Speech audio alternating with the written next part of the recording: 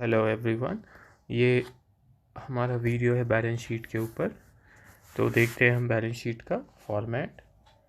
जैसा हम जानते हैं कि ट्रायल बैलेंस में हमने सारा अकाउंट्स को सारा अकाउंट्स का बैलेंसेस रिकॉर्ड किया था, है ना। तो वहाँ हम सारा बैलेंसेस रिकॉर्ड करते हैं। तो ट्रायल बैलेंस में जब हमने डेबिट बैलेंसेस और क्रेडिट बैलेंसेस रिकॉर्ड किया, तो उस समय हमने जो भी हमारा आइटम्स था, एक्सपेंसेस या रिवेन्यू या गेन्स या लॉसेस, तो इनको तो हमने कहाँ भेज दिया? Trading and profit and loss account में, है ना। तो इसके अलावा जो अकाउंट्स जो बचते हैं, जैसे क्या क्या बचते हैं, हमारे एसेट्स है ना, लाइबिलिटीज़, कैपिटल, ये 3 अकाउंट्स बचते हैं। तो जितने भी एसेट्स है, लाइबिलिटीज़ है और कैपिटल है, तो उनको फिर हम कहाँ भेजते हैं? उनको तो हम भेजते हैं बैलेंस शीट में, ठीक है। तो बैलेंस शीट में जब हम ट्रांसफ़र करते हैं, ठीक है, जैसे प्लांट एंड मशीनरी का जो डेबिट बैलेंस था, ठीक है, मान लेते हैं 1.5 लाख था, तो ये यहाँ पे आ जाता है कहाँ से? सीधे ट्रायल बैलेंस में हम लोग देखें बैलेंस कितना है और यहाँ पे ये आ जाएगा। अच्छा, एक बार पहले फॉर्मेट का हम बात कर ले। तो फॉर्मेट है बैलेंस शीट का कैसे? बैलेंस शीट ऑफ एंटिटी, जो भी एंटिटी का नाम है, एज एट मार्च 31, अगर 2017 चल रहा है तो 17, नहीं तो 18, 19, या जो जहाँ पे भी हम रुक रहे हैं कि हमको देखना है क्या चीज़ का पोजीशन, एसेट्स, लाइबिलिटीज़ और कैपिटल का। तो बैलेंस शीट हमारा फाइनेंशियल पोजीशन दिखाता है, स्थिति दिखाता है किसका? 3 चीज़ों का, या तो एसेट्स का, लाइबिलिटीज़ का और कैपिटल का। तो फॉर्मेट में अगर हम देखें तो लेफ़्ट साइड जो है वो क्या है? लाइबिलिटीज़ है। राइट साइड क्या है? एसेट्स है। लाइबिलिटीज़ हम जानते हैं क्या होता है? इंटरनल लाइबिलिटी और एक्सटर्नल लाइबिलिटी, दो तरह की हो गई। तो इंटरनल लाइबिलिटीज़ में जो कैपिटल जो ओनर्स के इन्वेस्ट किए हैं, ठीक है, ओनर्स जो इन्वेस्ट किए हैं वही कैपिटल इंटरनल में हो गया। और एक्सटर्नल में जो बाहर वालों का है, जैसे लॉन्ग टर्म या शॉर्ट टर्म या सन्ड्री क्रेडिटर्स या कुछ भी बिल्स पेबल, या बैंक से अगर हम ओवरड्राफ्ट लिए हैं, या किसी तरह का भी जो मेरा पेबल्स है जो हमको देना है दूसरों को, जो हम उधार लिए हुए हैं, वो हमारा लाइबिलिटी साइड में आ जाएगा। तो इसमें लाइबिलिटी और कैपिटल दिखाते हैं हम, और राइट साइड में एसेट्स दिखाते हैं।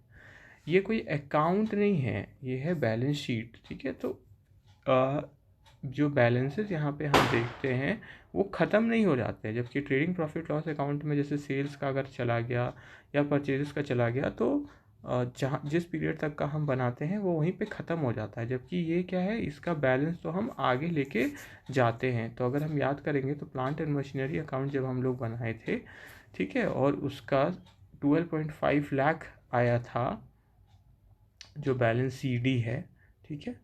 तो इसको फिर हमने यहाँ पे करके टू बैलेंस BD करके भी लिखा था अगले साल के लिए, ठीक है। तो 12.5 लाख, ठीक है। तो ये ख़त्म नहीं हुआ है। और ये बैलेंस शीट में हम सिर्फ क्या देख रहे हैं? अभी तक का कितना एसेट्स है, कितना लाइबिलिटीज़ है और कितना कैपिटल है, ठीक है। तो उसका हम टोटल ओवरऑल पोजीशन देखते हैं एक पर्टिकुलर पॉइंट ऑफ टाइम में, ठीक है, इसलिए एट लिखा है।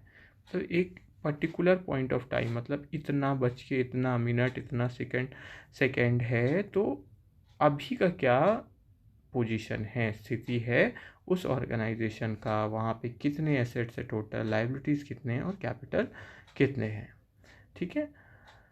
तो इस तरह हम ये बनाते हैं। तो ये जो बैलेंस शीट का फॉर्मेट दिया हुआ है, ये किसका है?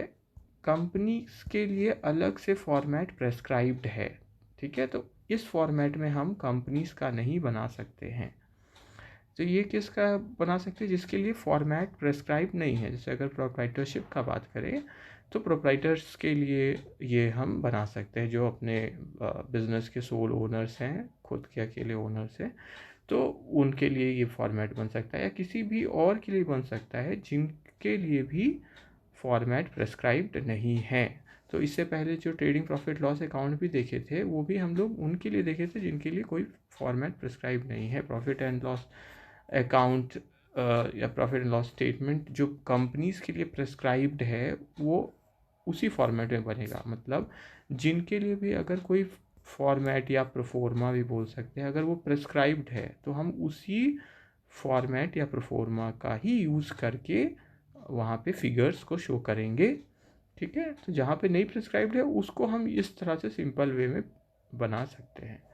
ठीक है, तो लायबिलिटीज़ और कैपिटल का बैलेंस लिखिए। फिर यहाँ जो ऐड या, क्योंकि हम जानते हैं कि जो प्रॉफिट या लॉस होता है वो ओनर का ही होता है, तो इसीलिए अगर प्रॉफिट हुआ है हमको, नेट प्रॉफिट है, ठीक है, नेट प्रॉफिट अगर हुआ है मतलब ओवरऑल रिजल्ट क्या है, अगर प्रॉफिट है तो वो क्या करेंगे, कैपिटल में ऐड कर देंगे, और अगर लॉस में आया है तो उसको हम लेस कर देंगे। ठीक है, तो दोनों में से तो एक फिगर हो गया, या प्रॉफिट होगा या लॉस होगा।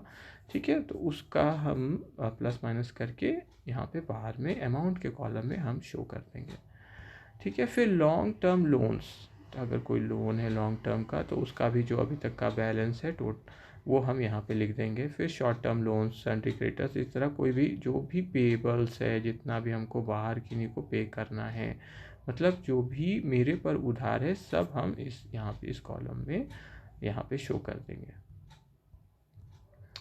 ठीक है, तो ये बात हो गया लायबिलिटीज़ और कैपिटल के कॉलम का। अब हम बात करते हैं एसेट्स के कॉलम का। तो एसेट्स में जो भी, जैसे अभी हम देख रहे थे कि जितना बैलेंस है वो हम यहाँ पे लेस करते जाते हैं। तो जो फिक्स्ड एसेट्स है तो उसका डेप्रिसिएशन लेस करने के बाद जो बैलेंस बचता है ना, इसी तरह कैश का, बैंक का, सन्ड्री डेटर्स का और क्लोजिंग स्टॉक का भी जो भी बैलेंस है यहाँ लिख देंगे। तो क्योंकि नाम ही बैलेंस शीट है तो दोनों तरफ का जो ये टोटल है ये क्या हो जाता है, होना चाहिए, मैच होना चाहिए, है ना। तब हमारा क्या पता चलता है कि इससे भी एक तरह का अर्थमेटिकल एक्यूरेसी पता चलता है कि ठीक है, गलती होने की संभावना तो बनी ही रहती है, पर देखने में क्या लगता है कि हाँ, डेबिट और क्रेडिट का जो रूल्स है वो अप्लाई किया गया है, ऐसा प्रतीत होता है क्योंकि दोनों साइड मैच कर गए हैं। ठीक है, अब हम इसमें इसको शो करने के अलग अलग नियम भी हैं, जैसे किस तरह से हम शो करते हैं। मार्शलिंग है जैसे, ठीक है, arrangement of assets and liabilities एक खास ऑर्डर में जब होते हैं तो उसको मार्शलिंग बोलते हैं। तो order in the order of permanence या in the order of liquidity, ये सब आप खुद पढ़िए डिटेल में तो बेटर रहेगा वो, तो वो आप खुद होमवर्क के तौर पे आप उसको ज़रूर प्रिपेयर करिए। फिर से बोलते हैं एनसीईआरटी का बुक हेल्पफुल है, ठीक है, ईज़िली अवेलेबल भी है ऑनलाइन, एनसीईआरटी के वेबसाइट से आप डाउनलोड कर सकते हैं। ठीक है, लेटेस्ट बुक मिल जाएगा आपको। तो इस तरह से हमने देखा कि बैलेंस शीट कैसे ये बनता है। ठीक है, या तो एनसीईआरटी का आप बुक अगर ले ले तो वो और अच्छा है, क्योंकि सामने सामने जब टेक्स्ट रहता है तो वो बहुत हेल्पफुल रहता है, आप आराम से पढ़ सकते हैं। तो एक बार थोड़ा देख लेते हैं हम लोग। तो हमने इससे पहले बनाया था trading and profit and loss account, जिससे क्या पता चला था, फाइनेंशियल परफॉर्मेंस के बारे में पता चलता है। और बैलेंस शीट बनाने से क्या पता चलता है, फाइनेंशियल पोजीशन के बारे में। तो यहाँ से इस पार्ट से हमको ट्रेडिंग प्रॉफिट लॉस अकाउंट से नेट प्रॉफिट या नेट लॉस पता चल जाता है। ठीक है, घाटा हुआ है कि फ़ायदा हुआ है एक पर्टिकुलर पीरियड में, और फाइनेंशियल पोजीशन में एक पर्टिकुलर पॉइंट ऑफ टाइम पर हम मेरा क्या पोजीशन है, मतलब कितना एसेट्स है, कितना लायबिलिटीज़ है और कितना कैपिटल है। जो इस बार का बैलेंस शीट होता है वही नेक्स्ट बार के लिए, मतलब नेक्स्ट पीरियड के लिए ये ओपनिंग बैलेंसेस का काम करते हैं। मतलब क्या करते हैं, हम जितने भी मेरे एसेट्स हैं उनको हम डेबिट करते हैं, मतलब ये सारे डेबिट हो जाएंगे। ठीक है, जितने भी है account debit account debit account debit करके, ठीक है, और यहाँ पे जो भी मेरा इसका टोटल आएगा, फिर टू क्रेडिट, यहाँ पे जितने भी अकाउंट्स हैं वो सब क्या हो जाते हैं, क्रेडिट हो जाते हैं। तो नेक्स्ट बार के बुक्स ऑफ अकाउंट ऐसे खुलते हैं, ओपनिंग एंट्री होता है। तो सिंपल में कैसे होता है ओपनिंग एंट्रीज, जितने भी एसेट्स है तो एसेट्स डेबिट हो जाते हैं, जितने भी मेरे लाइबिलिटीज़ में है वो क्या हो जाते हैं, क्रेडिट हो जाते हैं, और कैपिटल को अगर हम अलग से शो करें तो टू कैपिटल अकाउंट हो जाते हैं। ठीक है, तो इस तरह से हम शो करते हैं। अच्छा, ड्राइंग्स अगर है तो वो कैपिटल से वो उसको भी हम एडजस्ट करते हैं।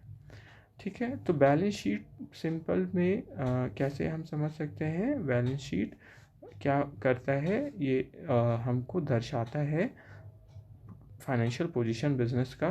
फाइनेंशियल पोजीशन बिजनेस का मतलब क्या, एसेट्स का, लायबिलिटीज़ और कैपिटल का क्या स्थिति है एक पर्टिकुलर पॉइंट ऑफ टाइम में। ठीक है, इतना एग्जैक्ट डेट, इतना टाइम में क्या उसका बैलेंसेस है। ठीक है, और जब हम सारा लिख देते हैं बैलेंसेस तो मैच होना चाहिए, ताकि हम यह कह सके कि संभावना है कि हम सही बना रहे हैं। ठीक है, तो बैलेंस मैच करना चाहिए दोनों साइड का। ठीक है, दोनों अमाउंट कॉलम का। ठीक है, यहाँ पे डेबिट और क्रेडिट का कॉन्सेप्ट नहीं है कि ये डेबिट है, ये इधर साइड ये क्रेडिट है। क्यों? क्योंकि ये बैलेंस शीट तो है नहीं, है ना। बैलेंस शीट सॉरी, ये अकाउंट तो है नहीं। अकाउंट में ना हम लोग लिखते हैं यहाँ डेबिट यहाँ क्रेडिट, तो यहाँ पे क्योंकि ये अकाउंट नहीं है तो यहाँ डेबिट और यहाँ क्रेडिट नहीं लिखते हैं हम। ठीक है, अब ये फॉर्मेट तय कर दिया गया है, तो उसी के हिसाब से हम इस साइड लेफ़्ट साइड में लायबिलिटीज़ और कैपिटल वाला दिखाते हैं और राइट साइड में एसेट्स दिखाते हैं। ठीक है, थैंक यू।